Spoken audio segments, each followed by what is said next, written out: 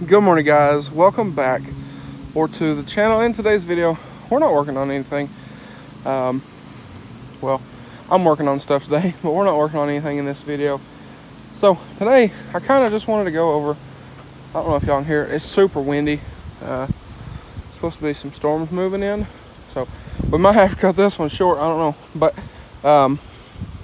today marks 4 years with the 6.0 today as I'm filming this.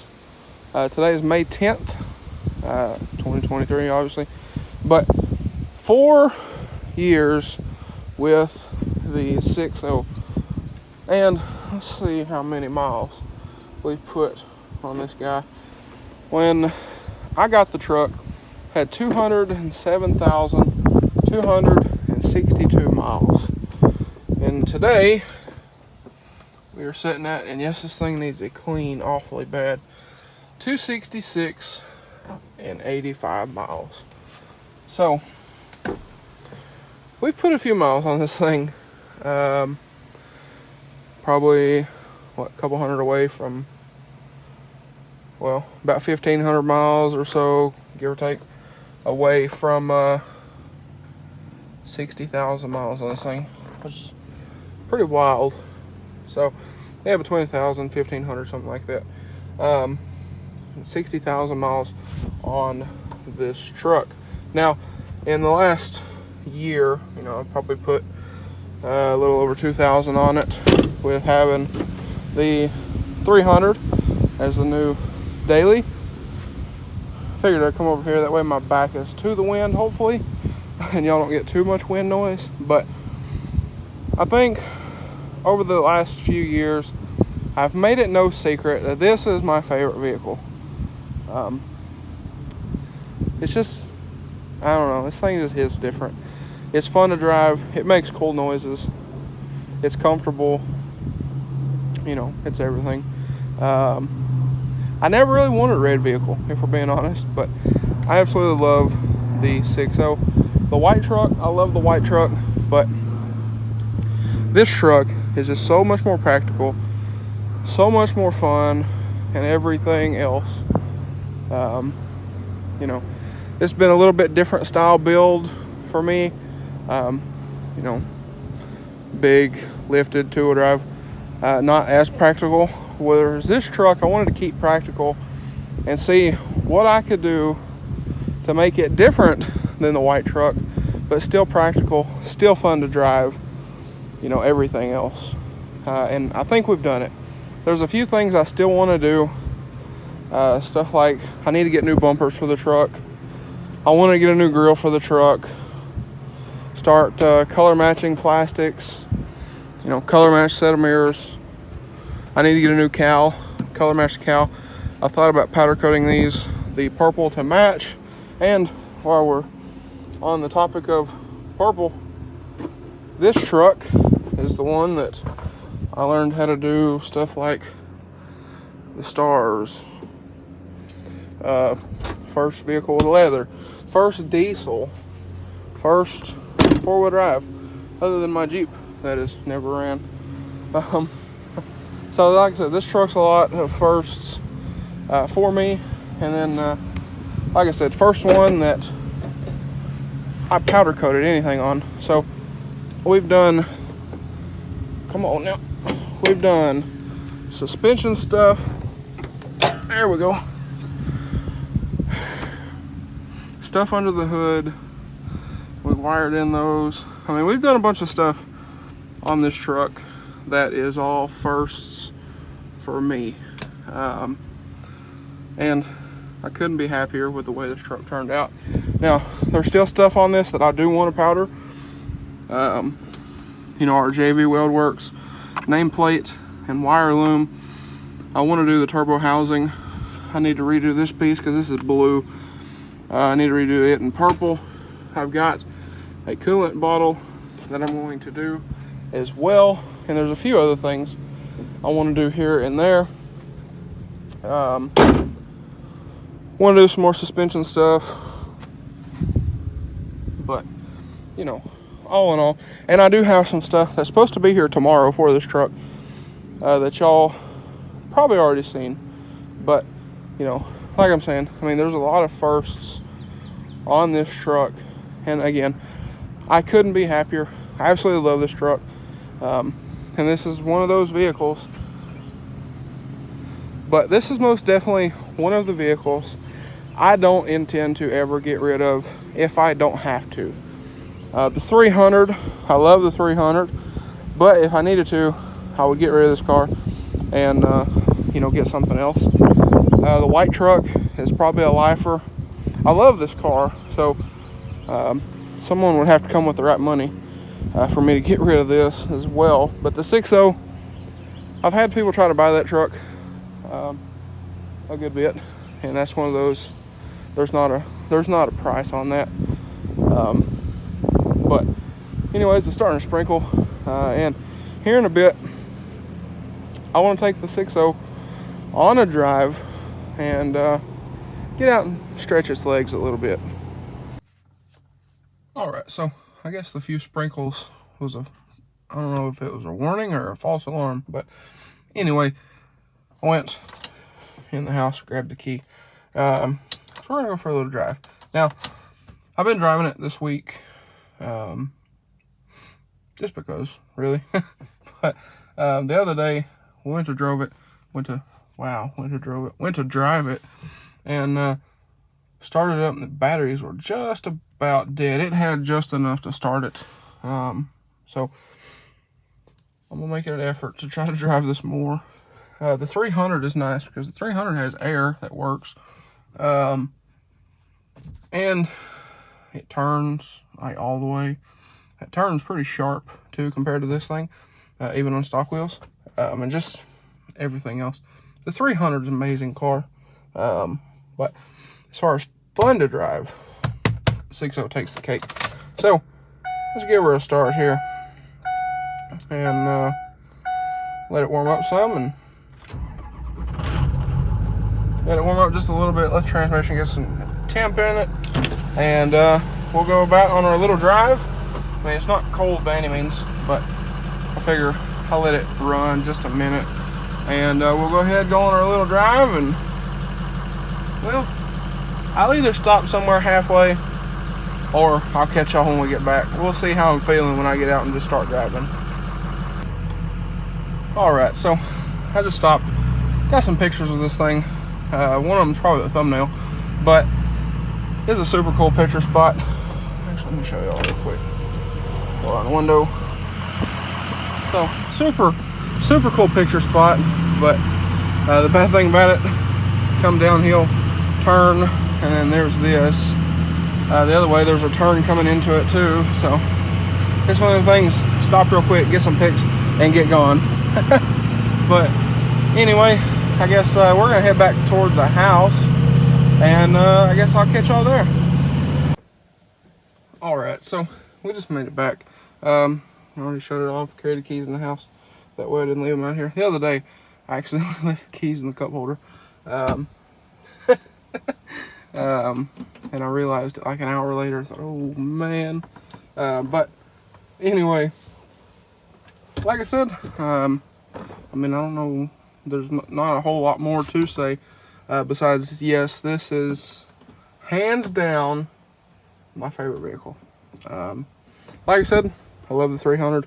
The 300 is nice because you don't have to worry about, like, I'm gonna tell y'all, the roads around here suck. I know a lot of people say that. They actually suck here. Actually, let me flip the camera around. But, I mean, like, they actually suck here. Like, for instance, I'm just going to give you all an example. Some of the roads around here, a lot of the roads around here, what's called chip seal. So pretty much what they do is they put gravel down, and then they come over and they put glue down, and then another layer of gravel. Then they come back through with a street sweeper and get all the loose gravel off. You know, like our road out here, that's fine. You know, this road's 1/8 of a mile, maybe. That's not a bad thing. I mean, you don't go fast down this road. Well, I take that back. The neighbors over there go fast down this road, but you know, for a normal human, you might do 25 down this road, maybe. So that's not terrible. I mean, it dead ends right out here behind the shop. So, you know, that's not terrible. But when you do that on a 55-mile-an-hour road, that's a little extreme.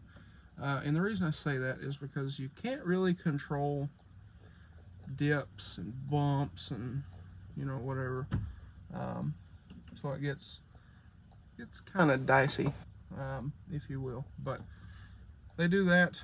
Another thing we've been seeing them do here lately, they've actually been paving roads with a road grader. If you know, you know why that's a problem. Essentially, they go down through there, they dump a bunch of asphalt down, and they take a road grader and smooth it out. The problem with that being is now it's uneven. Again, you can't control bumps because, correct me if I'm wrong, but I believe road graders have no suspension. So if you start bouncing, it's just going to be a choppy surface all the way down, as long as the road grader's bouncing. And you leave the track marks of the road grader, which is also not great. Another thing, the roads around here are narrow, which this truck is not too wide. I mean, it gets kind of close sometimes if you meet a 18-wheeler, dump truck, whatever. But it's not too bad. It's not near as bad as when the white truck over here had 14 wides and spacers. That was a little rough. And another issue around here, and this, I know it seems like I'm harping on this, but another issue around here, and this is the sole reason why I didn't get 14 wides for this, is all of our roads around here and the driveways and everything. Some of the driveways aren't bad, but all the roads where they intersect are straight 90-degree turns. There's no sweep, there's no nothing. So it gets a little rough, even with these. I mean, even with a stock truck. My grandpa in the blue truck over there, I mean, pulling out on a lot of these roads, he has to go, like on 65 highway, for example.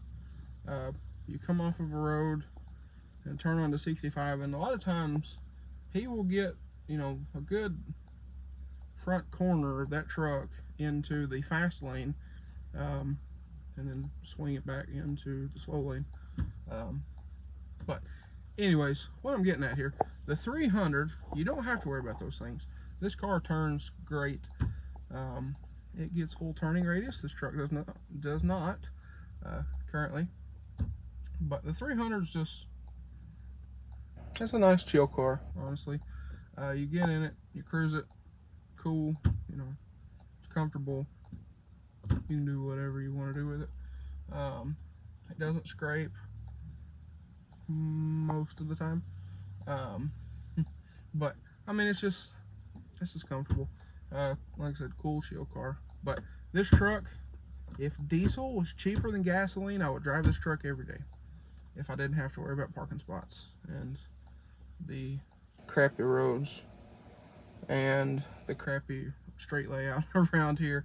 But like I said, I mean, this truck is the absolute favorite. I love this thing. Like I said, I never intend to get rid of this truck if I don't have to. And that's kind of that. The white truck's the same way. The white truck's kind of more like sentimental value, I guess, if you will. The 300, I don't really intend to get rid of the 300 either, which is a problem, because I'm going to end up with a bunch of cars. But it is what it is. If you can afford to have them, is my opinion. But anyway, I haven't done much automotive stuff this week. We've been working with the laser engraver on that kind of thing and whatnot. Ooh, that's not good. But we've been working with the laser this week. So with that being said, if y'all don't follow the second channel, I'll put a screenshot up here on the screen. And there will also be a link down below in the description if y'all want to go check out the second channel. But guys, when I got this truck, I wasn't real sure about anything, right? But I thought, you know, I've always loved the look of these trucks. I remember as a 5-year-old when they changed the front end on these, they changed some of the interior stuff, and I loved the look of these. And I always wanted one. So to be able to have one now, and you know, everybody always says don't meet your hero, but in this instance, the truck that I always wanted lived up above the expectations, and it's been great. So with that being said, if there's something you truly want but you're not quite sure, do it. If you can do it comfortably, do it. Because this, I will say, has been one of the best purchases throughout my almost 5 years of this YouTube channel.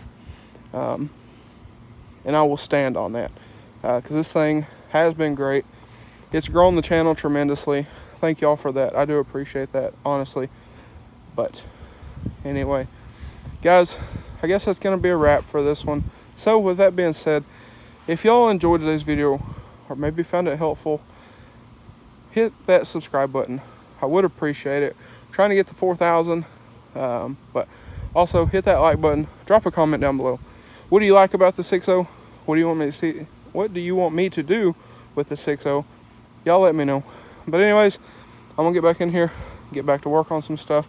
I will catch y'all on the next one. Thank y'all for watching, and I hope y'all have a good one.